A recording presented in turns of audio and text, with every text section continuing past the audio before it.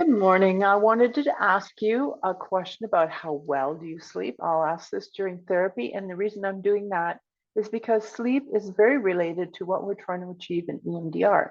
I am going to explain that to you right now. Just take a few minutes. Sleep hygiene is very important with or without EMDR. So what we need is to make sure that we know a little bit about our sleep and that we measure our sleep. It is not how long you sleep, it's the quality of sleep that you get. My example to you is a person who sleeps 6 hours at night, if they get a quality sleep, will be twice as rested and twice as ready as someone who's received 8, 10, or 12 hours. Not always. That's just an example, and I'll show you why. You can actually measure sleep using a fairly inexpensive Fitbit, like this one. We're talking $69. The phones by the side of the bed, not so much, because they don't actually measure your heartbeat and they don't feel how many times you roll over or anything else that happens. So a sleep ring, almost $1,000, is a wearable as well. Again, it will probably come within a couple percentage points of what a typical normal watch or a Fitbit will give you. And we'll talk about that baseline and that personal parameter here in just a moment. All right, so melatonin is involved here, whether you develop it naturally in your body or whether you have over-the-counter product. I'm going to talk about both. The body one has a lot to do with your diet, your exercise, and your self-care regime, which is very important because your body is going to generate that hormone. And there's a piece of your brain called the pineal gland, which I'll show you in just a moment, which is responsible for distributing and monitoring and using that melatonin. So over-the-counter chemicals will work, but they're not natural, and you have to be very careful. They can create a chemical cocktail that you might not be aware of. There are things called melatonin overdose, and if you use them for an extended period of time, or if there's anything in your body or your diet or any additional supplements that you're taking, you could be creating side effects like headaches, upset stomachs, diarrhea, joint pain, anxiety, just to name a few. And if you turn around and mix these with alcohol and other vitamin supplements, you could also be in trouble of getting intoxicated or a very toxic environment. So just be aware of that and track your side effects. Now, here's the little brainy part that I referred to just about 30 seconds ago.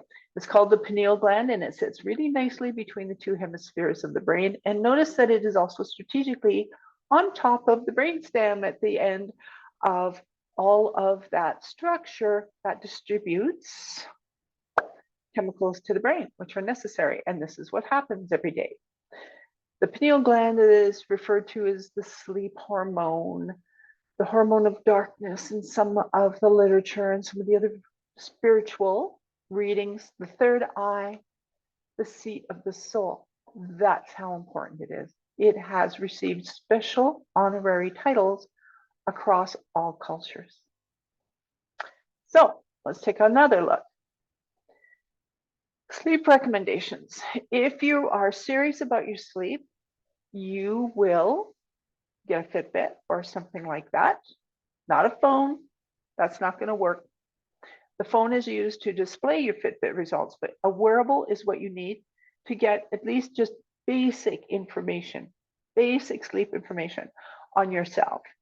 And Statistics Canada actually will publish what average or better than average sleep statistics are, and they categorize them by sex, education, income, and household by age.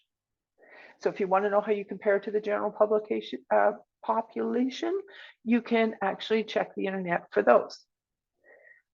So what you do is you wear this to bed every night. It will monitor your heart rate. It will monitor how many times you move. It will monitor how many times you flip over. It will not monitor things like oxygen levels, but it will estimate that. And it will give you a graph at the end of the night that looks like this. And I want to show you that this is labeled a lousy night. It represents a full 8 hours, but this is what I call a very flat sleep. So this is what I said at the very beginning. You could sleep for 8 hours and get a lousy, lousy sleep. And how do you know it's a lousy sleep? Because the Fitbit application or the sleep application you have gives it a quality of sleep score. That's what this little QoS is.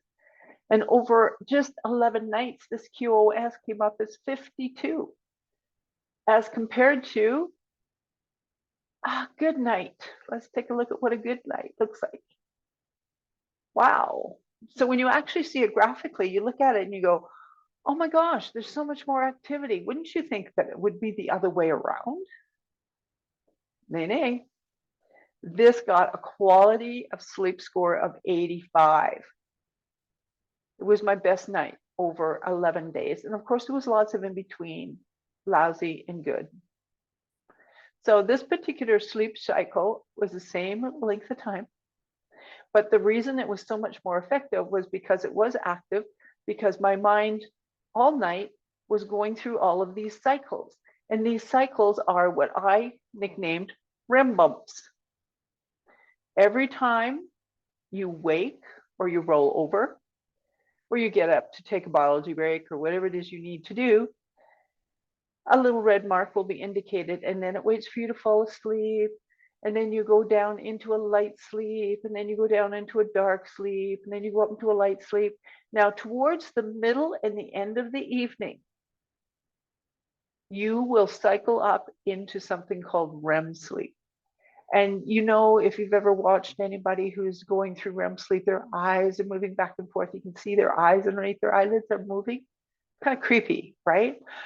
But that's very important. And I'll address that in about 30 seconds.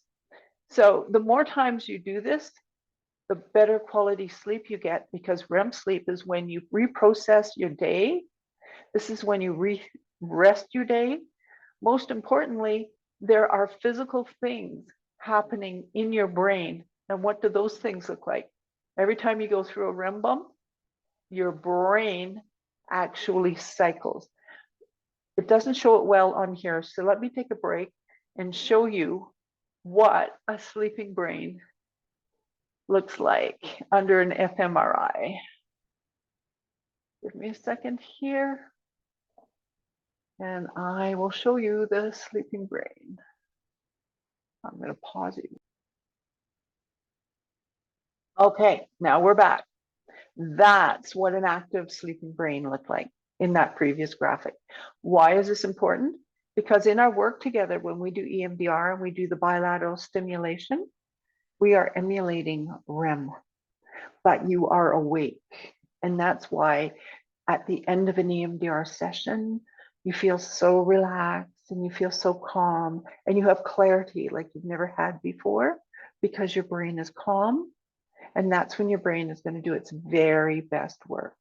And during those moments is when you are going to be run through various protocols to work with trauma or to work with behavioral issues or to work with phobias or habits or addiction while your brain is in that mode.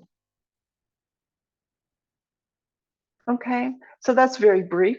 It is very incomplete, but I wanted to show you the relationship between sleep and EMDR and part of the mechanism that makes it work. Okay. The other thing I'd like to bring to your attention is this boring little slide. All of these things down the left are dates and times, which are my sleeps over a period of 11 or 12 days. I put these in an Excel spreadsheet so I could see how long I slept at a glance. And I marked my worst nights in red and my best night in green. Why did I do this? Because I wanted to find out what night of the week I consistently got the better sleep on. Was it every night? Was it random? And what I found out by mapping out my circadian rhythm was Monday nights. Out of all the nights of the week, Monday nights were the nights that I more often hit my highest sleep score.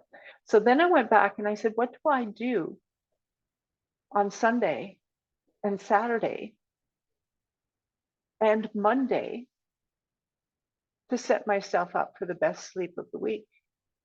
I found out it had everything to do with my exercise, my weekend activity, my happiness, my diet, and what I did. So on Monday, as far as my body was concerned, I'd had the perfect day. So Monday night is my best sleep night. Tuesday then is my best performance day. I just thought I'd share that. Yours will be entirely different. But what's really interesting is for years, I always thought Friday night was my best night because I'm going to wake up Saturday and do exactly what I want to do. And on Saturday, I'm going to wake up Sunday and do exactly what I want to do. But it turns out Monday is my best day. Who knew? Okay. Thanks for listening. Bye.